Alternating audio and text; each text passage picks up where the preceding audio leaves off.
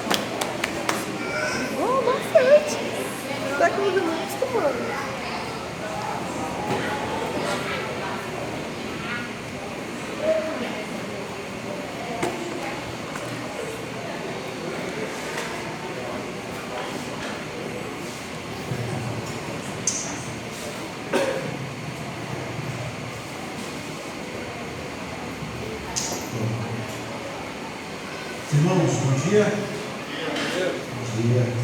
É uma alegria no domingo do Senhor, a gente mais uma vez poder estar juntos, na perspectiva de que nossa comunhão, nossa oração, nosso aprendizado fortalece não somente a nossa vida espiritual, mas também certamente é o que ofertamos a Deus como culto agradável a Ele. Por isso, nessa manhã, que nós possamos ser abençoados por Ele, a compreensão da verdade que vamos estudar nessa manhã. Nós estamos, já há alguns domingos, nós estamos meditando ou tentando entender algumas questões relacionadas à família disfuncional de José, Jacó, vendo como nem mesmo os planos e nem mesmo as ações mais terríveis do homem podem frustrar os planos do Senhor. Que, como disse Jó, bem sei que não pode, nenhum dos teus planos podem ser frustrados, é real, é uma realidade em nossa vida e a Escritura nos mostra isso. A história da redenção, o caminho que nós temos aqui, traçado por personagens, por famílias, mostram justamente essa grande e preciosa verdade. Que nós não somos capazes, com as nossas ações, de frustrar os planos do Senhor, e que Deus se utiliza, inclusive, das nossas más ações, para que a vontade dele se cumpra em nós. Como nós vimos na história de Jacó desde o início, as más ações das mulheres, de Jacó, dos homens, de todos os erros envolvidos nessa grande imagem que temos aqui, revelam justamente isso. Hoje, nós vamos avançar um pouco mais em nossa compreensão. Por isso, eu quero convidar você a abrir a sua Bíblia em Gênesis 39. Gênesis 39, do verso de 1 a 6. Peço que os irmãos ouçam com fé a leitura que eu falei da palavra do Senhor. Gênesis 39, do verso 1 ao verso 6.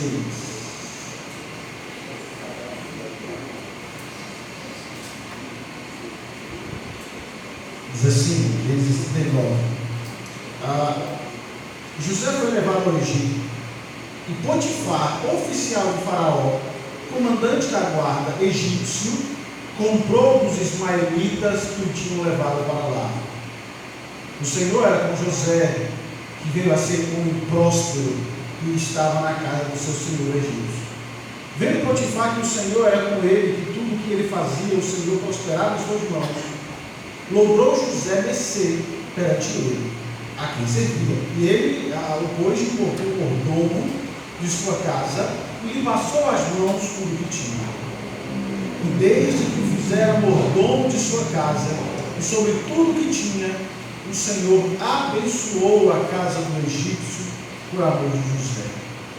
A bênção do Senhor estava sobre tudo que tinha, tanto em casa quanto no campo. Potifar tudo que tinha confiou às mãos de José, de maneira que, tendo como mordomo, de nada sabia, além do pão com que se alimentava. José era formoso de porte e de aparência soberba. Veja bem, é provável que você já tenha ouvido aquela famosa declaração que muito se ouve nas igrejas: Deus o ama e tem um plano maravilhoso para a sua vida. Você já ouviu sobre isso?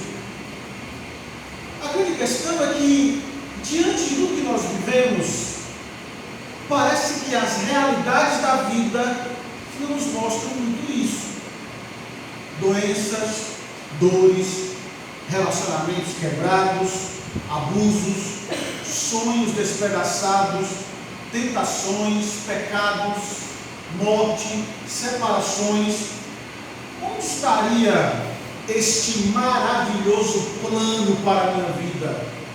O que nessa terra bendita Deus está planejando para nós diante de tudo isso que nós enfrentamos?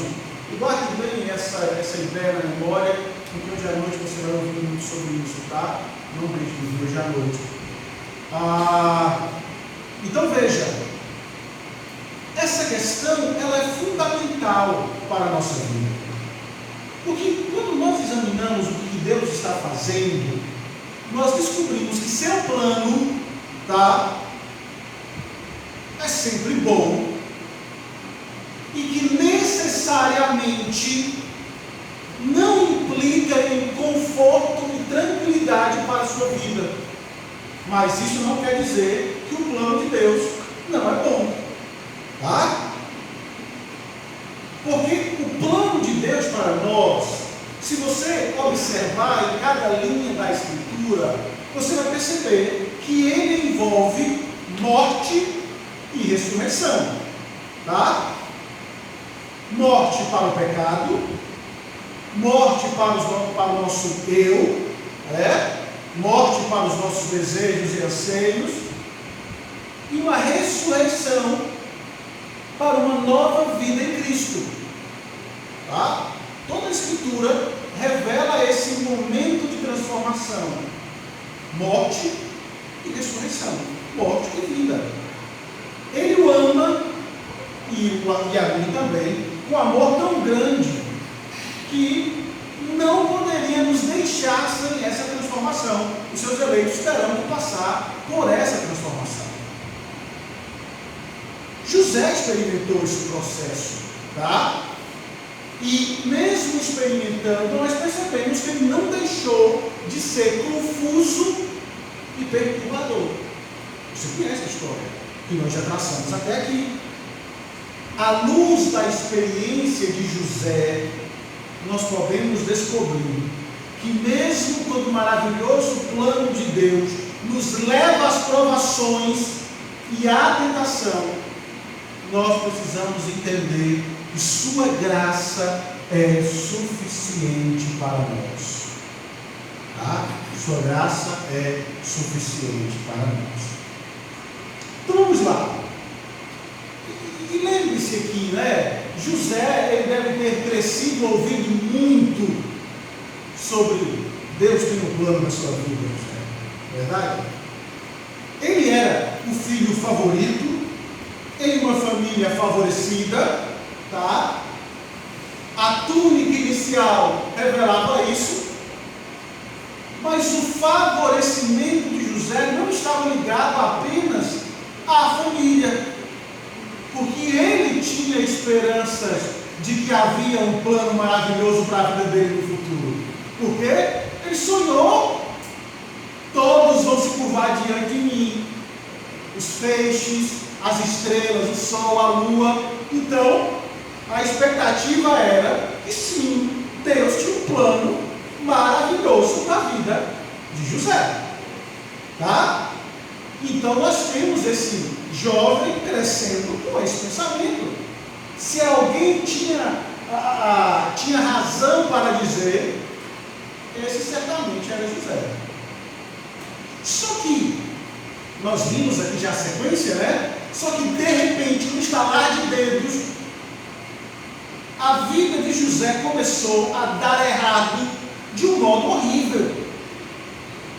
Seus irmãos o rejeitaram, venderam como escravo. O homem foi levado por uma caravana de ismaelitas. E aí eu pensei isso agora aqui, né? Uma caravana de ismaelitas. Quem era Ismael? Irmão de Isaac, que era parente dele. Os parentes dele levaram aprisionado para o Egito, como cativo. Perceba ali o ódio familiar lá que nós trabalhamos, né? Um tempo atrás. Mas veja, a grande questão é: onde estava Deus nos momentos cruciais da vida de José, quando seus sonhos estavam sendo descarregados? Onde estava Deus? Se eu só abrir o parênteses aqui, eu já falei isso algumas vezes, mas não é de propósito, não é. Acho que Deus tem, como eu falei, Deus tem um plano, né, para falar com a gente. Porque é impressionante como os assuntos eles se repetem de manhã e à noite. Porque à noite, que eu falei, já tem uns domingos que eu estou falando que eu vou falar sobre lamentos, né, sobre sofrimento, sobre como experimentar esperança em meio aos sofrimentos, às dores, às angústias que a gente vive, tão normais do dia a dia. E eu falei, já tem um tempo que eu estou querendo tratar sobre isso. E terminou a série de Judas, eu falei, não, vou falar sobre o Salmo de Lamento, ou alguns textos que tratam sobre lamentações, sobre choro, sobre dor, e como o Evangelho pode trazer luz para isso. E aí, quando eu vou começar, aí eu tenho um texto de José, que basicamente traz todo um pano de fundo para aquilo que eu vou falar hoje à noite. Então isso é prova que realmente Deus quer falar com você, Ele vai falar com você. Por isso precisamos abrir o nosso coração. Veja Deus arranjando todas as coisas para tratar com o nosso coração. Então veja, onde é que estava Deus nos momentos cruciais da vida de José? O salmo que eu vou falar hoje à noite é o Salmo 13. Até quando, Senhor, esquecer-te-ás de mim para sempre? Até quando? Onde está Deus quando os sonhos estavam sendo despedaçados? Com certeza José teria ponderado essa questão muitas vezes, amarrado pelos punhos, sendo levado para o Egito. Onde está o sonho de todos se curvando diante dele? Onde está o sonho? Isso não parecia ser real. Um homem escravo sendo levado cativo e agora vai ser vendido para um senhor egípcio. Mas o interessante, eu sei que você já leu esse capítulo, mas o narrador, ele faz algo fantástico. O narrador, várias vezes, ele vai dizer, ele vai interromper a narrativa, interromper o conto, para dizer: e o Senhor estava com José, e o Senhor era com José, e o Senhor abençoou Potifar por causa de José. O narrador quer que você entenda isso, tá? Ele quer te certificar de que nós não podemos perder o ponto de que, pelo simples fato da vida ser dura ou ser difícil, ou pelo simples fato de você sofrer, de passar por um ou outro problema, por uma ou outra angústia, e a gente vai explorar isso hoje à noite, por um outro momento doloroso na sua vida, isso não significa que Deus não esteja com você, tá? E nem que o maravilhoso plano dele para você, para a sua vida, seja anulado, tá? Porque, como está no texto, Deus pode estar conosco no Egito, na escravidão, nas circunstâncias frustrantes em que experimentamos, até mesmo a consequência do pecado dos outros. Já passou por isso? Os outros erram, as pessoas abandonam, traem, trazem dor, fogem, vão embora, e os respingos dos pecados dela acabam caindo sobre nós, e nós sentimos essa dor. Já foi assim com você? Até mesmo nesses momentos, o nosso texto está mostrando que Deus está conosco. Da mesma forma que Deus está conosco nos dias ensolarados em Canaã, nos dias ensolarados em nossa vida, Ele está conosco. Então veja, de fato, José começou a incorporar, eu não sei se você entende isso, a promessa abraâmica de ser uma bênção às nações, precisamente nessa situação de dor, de sofrimento, de escravidão. Porque a promessa era para Abraão em ti serão benditas todas as famílias da terra. Nós temos uma família egípcia sendo abençoada porque José está lá, na casa dele. Tá? Então, e o interessante é que, e eu acho isso fantástico, o versículo 3 diz algo interessante. Leia para mim o verso 3, por favor.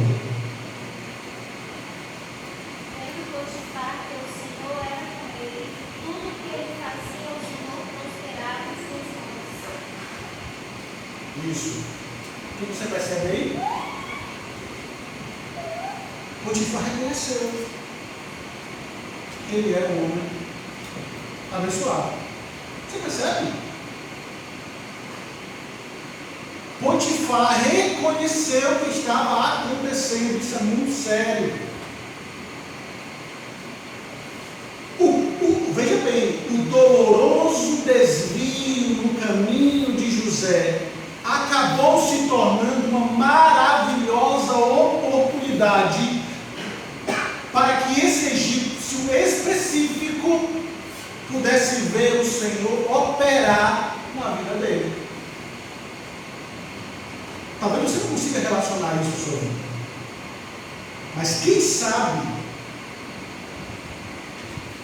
a situação que você passa, que você enfrenta ao longo da sua vida,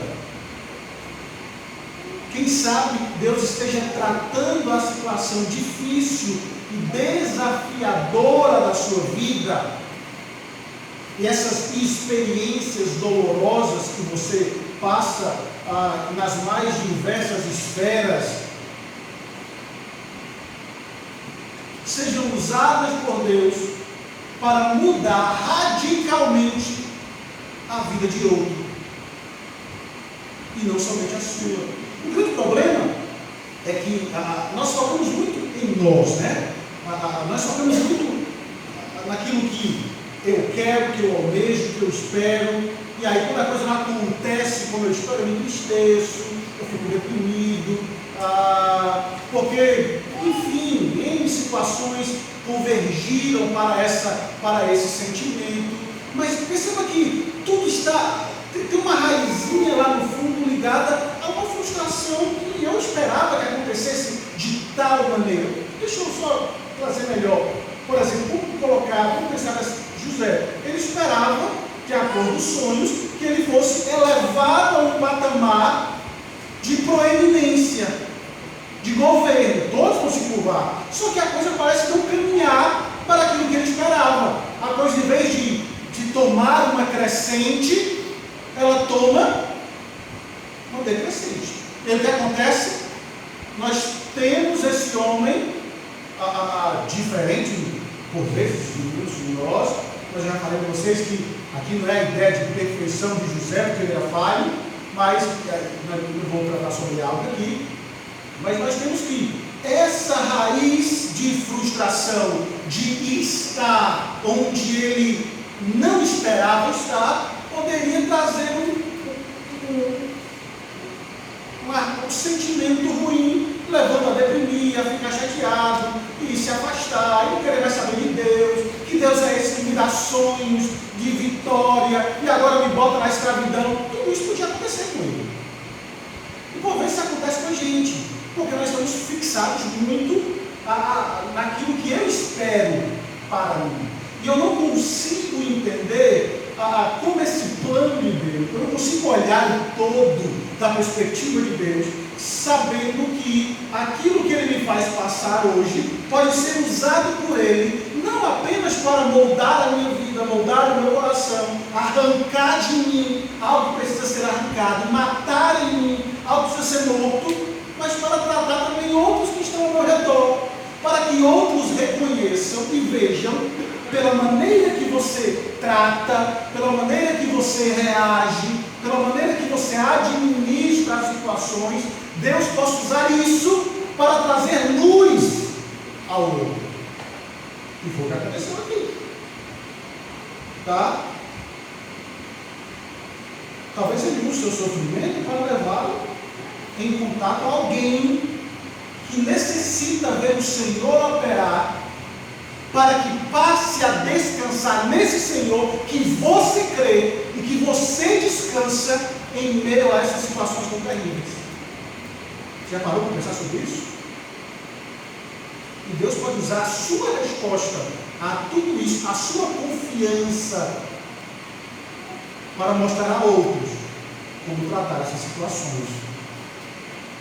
Eu entendo que às vezes, embebido em nossas emoções, a gente não consegue parar para pensar nisso. As nossas emoções estão ali nos assaltando, roubando a nossa razão. Eu quero falar para você que existe um ponto muito importante, onde a razão e a emoção se ligam, e elas estão ligadas na verdade de Deus.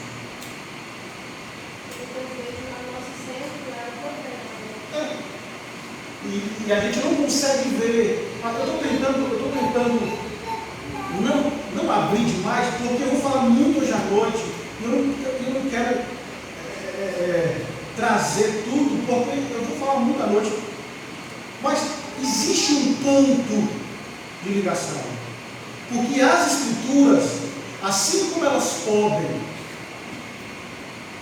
lhe direcionar nos aspectos mais importantes da sua vida, a Escritura pode lhe ensinar a lidar com as suas emoções. É isso que eu quero que você veja.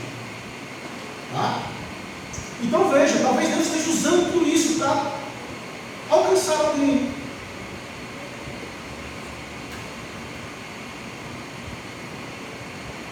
E o interessante é que nisso tudo, para a gente que está ali envolvido na cena, uma coisa é declarar que o Senhor está conosco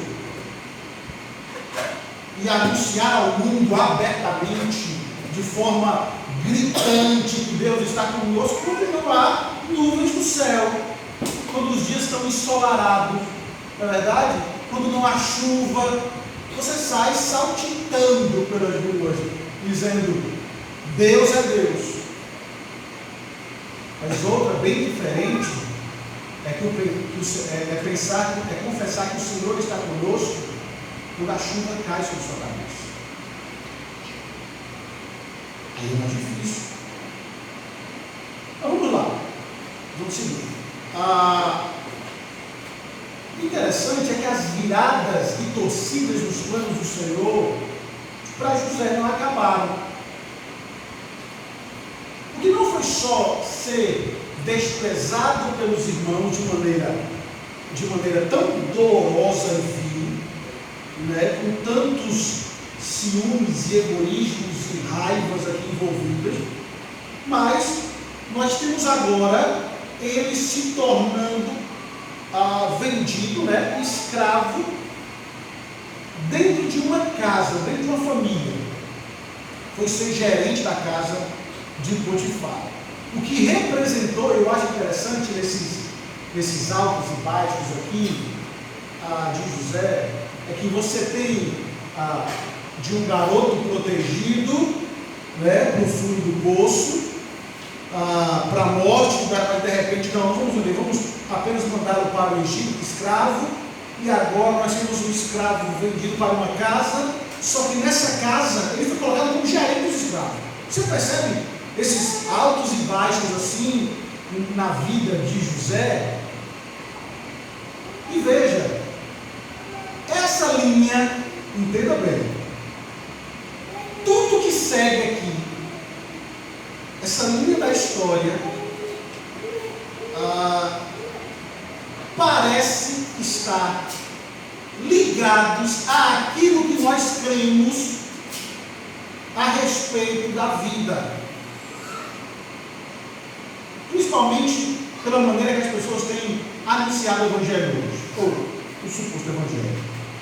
Porque nós ouvimos muito que as pessoas dizem fora o seguinte: sirva a Deus e você vai sair aí cantando, vai dar tudo certo. Né? Sirva a Deus e tudo vai dar certo. Sirva a Deus e você será abençoado. Como também tudo à sua volta. Tudo que você tocar vai ser abençoado. Aonde colocar as plantas dos seus pés, vai ser abençoado. Se existe uma dívida do banco, pega o martelinho, vai na porta do banco, dá 2 batidas, tira o saldo e você vai ver que a sua conta vai estar em azul. Esse é o evangelho que as pessoas têm pregado. Tá? E mesmo que você passe por dificuldades, suas provações serão temporárias e produzirão novas e empolgantes oportunidades de compartilhar o Evangelho. A ideia é: você pode até adoecer, mas se adoecer vai ser apenas uma gripe, não vai ser um câncer. E Deus não vai deixar você passar por isso. No máximo, uma indisposição, uma dorzinha de cabeça bem fina, você toma ali um remedinho, passou. Só que a vida nos mostra que não é assim.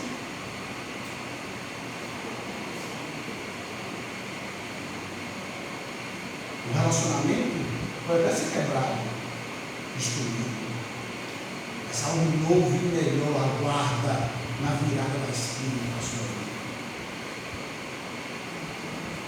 As pessoas pensam que ter Deus conosco significa isso.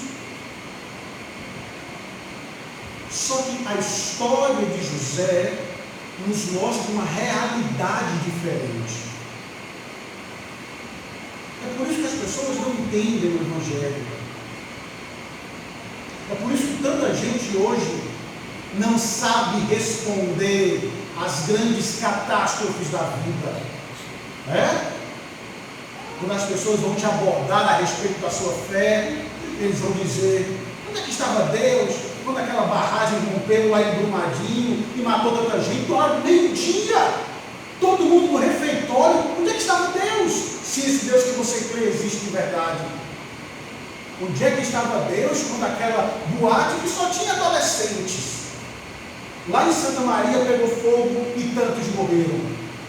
Que Deus sádico é esse que parece que tem prazer no sofrimento humano? Onde está Deus? As pessoas não entendem que a culpa disso é desse mal que se alastrou no mundo, que se chama pecado, e que nos faz viver em um mundo caído e quebrado, que nos coloca diante e sujeitos a tantas circunstâncias da vida. Porque quando você olha para José, tão rapidamente como ele subiu, o navio da vida dele bateu no iceberg lá do Titanic e afundou. Tão rápido como. Eu acho que a alegria do Titanic na primeira jornada, na primeira saída, reflete muito isso, frustração, naufrágio e perdas aqui, sofrimento.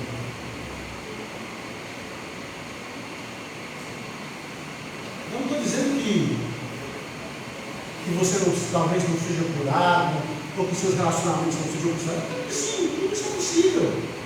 E o Deus que nós temos é o Deus que pode curar o câncer, é o Deus que pode trazer de volta da morte alguém. Esse Deus ele é real, ele é verdadeiro. Tá? Nós cremos nisso.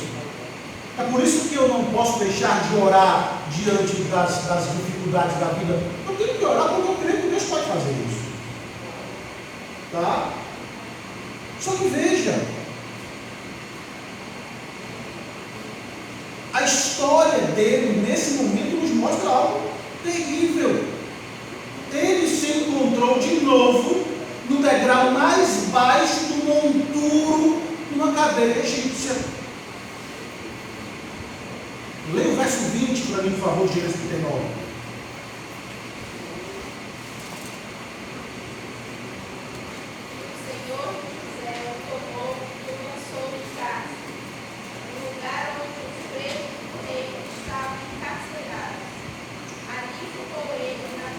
Você percebe? Foi colocado no patamar de gerente e agora onde é que ele está? No mesmo capítulo. Ele está na prisão. Você se lembra? O que foi que isso aconteceu? Quem pode contar? Como que ele foi à prisão? Hã? Isso. José era um homem, bem aqui o texto é enfático, né? José era um homem formoso, de porte e de aparência. José também. A linhagem não nega, né? Porque assim, o texto diz que as mulheres da família eram lindas, né? É o que o texto diz. E aí nós temos também a linhagem de Abraão, que certamente é uma linhagem também formosa, e o rapaz está aqui, bonito, de porte e de aparência. Então veja, e o que acontece? A mulher de Potifar observou como ele era atraente e desejoso. Eu vou mostrar para vocês que talvez possa te frustrar, porque boa parte das vezes são as nossas desculpas que nós utilizamos para justificar algumas coisas, mas o texto vai mostrar que não é bem assim, que as nossas justificativas elas são furadas, tá? Então veja o que nós temos. A tentação se apresentou a José repentinamente, tá? Real e direta.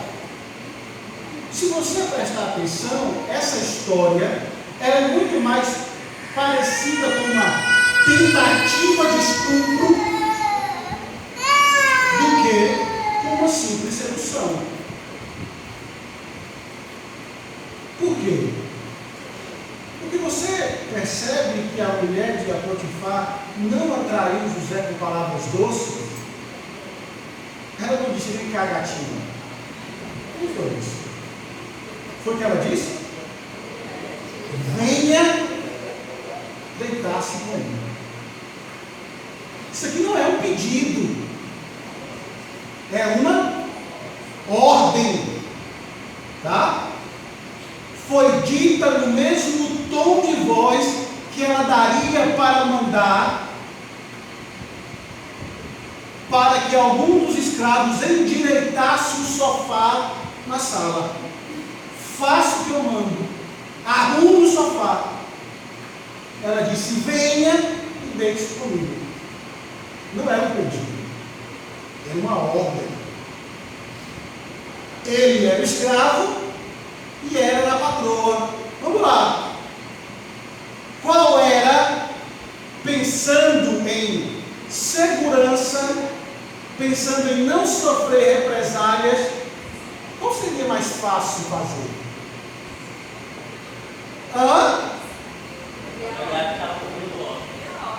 Sim, alegar que estava cumprindo ordens. Era mais simples. Olha que saída, né? Não, pastor, foram as circunstâncias que me levaram. Eu até fechei os olhos e tentei, mas o senhor sabe, a carne é fraca. Não é assim que a gente diz? Mas veja,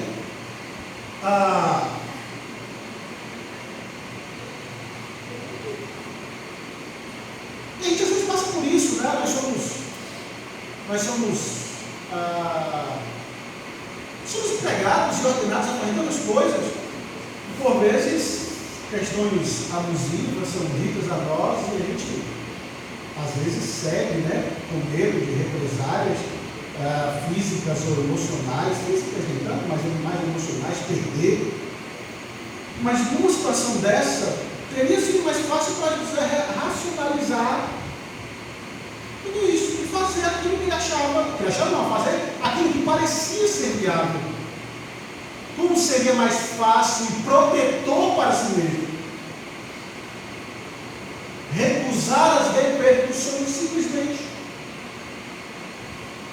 Que os olhos não veem, o coração não sente. Potifar não ia ver. É tanto que ele entregava a administração.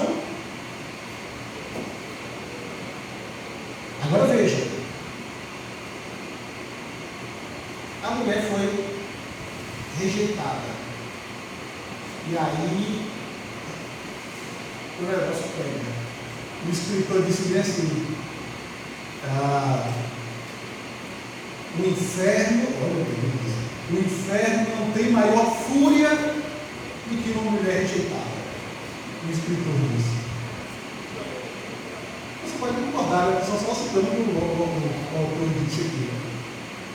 Mas perceba que José não cede, a mulher fica revoltada, ela explicou a Potifar o que teria acontecido, né, de maneira mentirosa.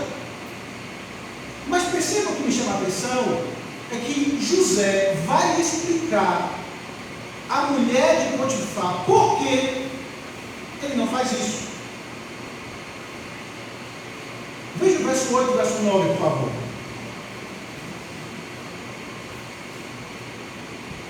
Alguém lembra? Verso 8 e verso 9. Ele, porém, recusou e disse à mulher do seu senhor: ele concordou com meu senhor, e não sabe o que há em casa, pois tudo o que tem passou ele às mãos. Ele não é maior do que eu nesta casa, e nenhuma coisa me vedou, senão a ti, porque és a sua mulher. Como, pois, cometeria eu tamanha maldade e pecaria contra Deus? Olha que interessante. Ele explica a situação. Ele diz: olha, teu esposo me deixou responsável por essa casa, por tudo. A única coisa que eu não posso me envolver é com você. E aí ele fecha de uma maneira surpreendente. Ele diz: como poderia eu pecar? Não foi contra Potifar, foi contra Deus.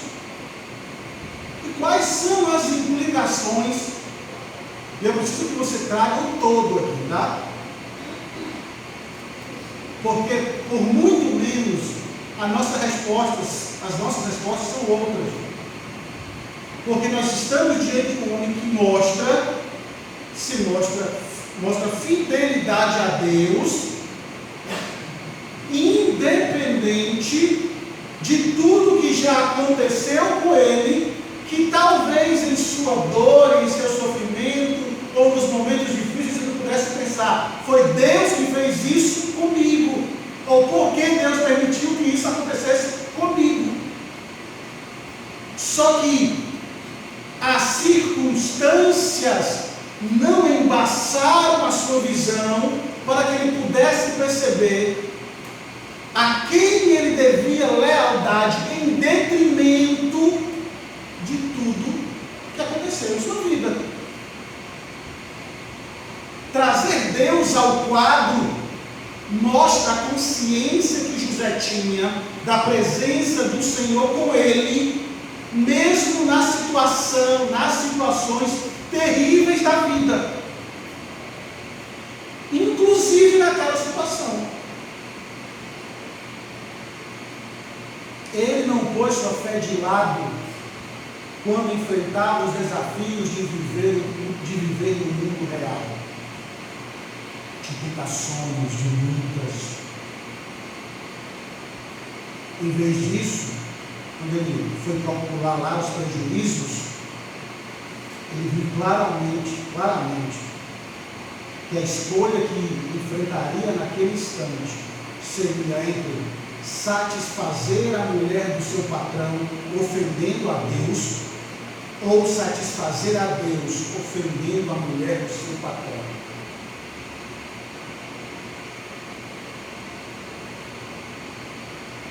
Ele fez a escolha certa, não somente uma, duas, mas repetidamente, enquanto ela o confrontava dia após dia. Olha aí o verso 10.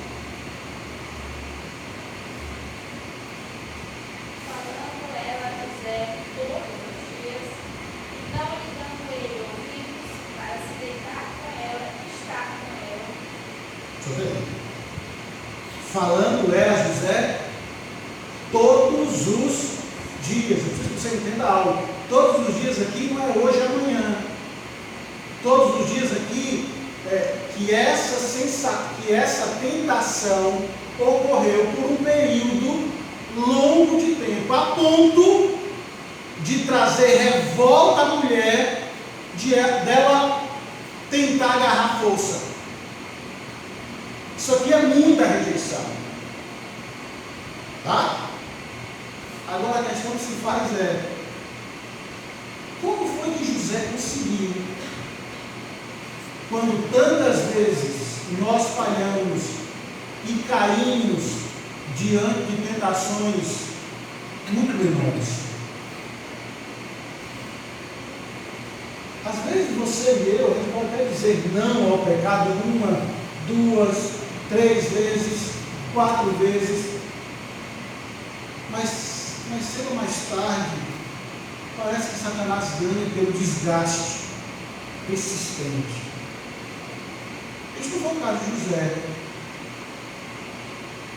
Como ele conseguiu, irmãos? Me diga, como foi que ele conseguiu? O que vocês acham? Qual é o grande segredo para vencer a tentação?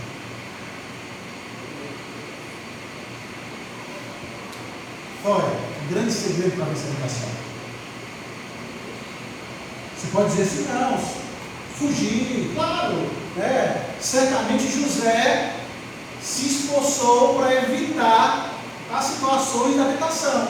Sabe quando você está vindo, aí você percebe, aí você se esconde um pouco, deixa passar, para que não se envolva, não tenha contato? Certamente, não sei, já pode ter feito isso. Só que tal abordagem ela trata somente fatores externos. Essa abordagem, a ideia central é de que não são meramente os fatores externos que precisam ser tratados, mas o nosso coração. Porque por mais cuidadosos que sejamos, mais cedo ou mais tarde, a tentação nos vem de alguma forma ou de outra. Tá? No fim, a única defesa de José contra o pecado foi o coração que desejava agradar a Deus mais do que experimentar prazeres ou evitar a Deus. Sabe qual é o grande problema do nosso coração? O grande problema nosso? Que às vezes o nosso coração está cheio de desejos, quando na verdade ele deveria estar cheio de agradar a Deus.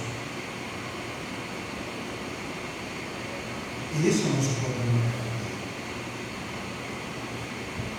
Porque minhas circunstâncias difíceis não são o que me levam a pecar.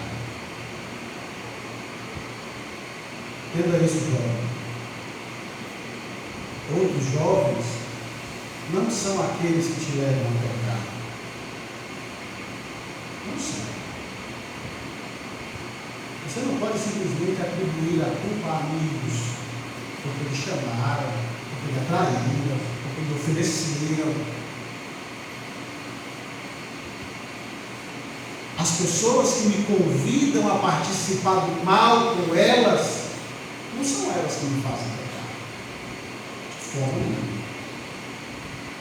Mas meu próprio coração que me induz a pecar e que deseja algo mais do que agradar a Deus. Você lembra que Tiago diz no capítulo 4, verso 1? Você lembra? De onde é que procedem as guerras e contendas que há entre vós? Qual é a resposta? Dos prazeres que militam na vossa carne. A resposta não está nas pessoas impossíveis de serem resistidas, com as quais você tem que conviver, nem nas circunstâncias difíceis que nos cercam. O problema é que queremos algo mais do que nós desejamos